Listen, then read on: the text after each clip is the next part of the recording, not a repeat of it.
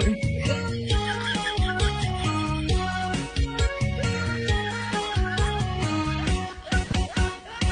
ាំអើយចាំយប់នេះដេចមិនឃើញស្រីចាំអើយចាំយប់នេះដេចមិនឃើញស្រីចាំយូររយអងជើងដៃចាំយូររយអងជើងដៃមិនឃើញពិសីមកលេងរំវង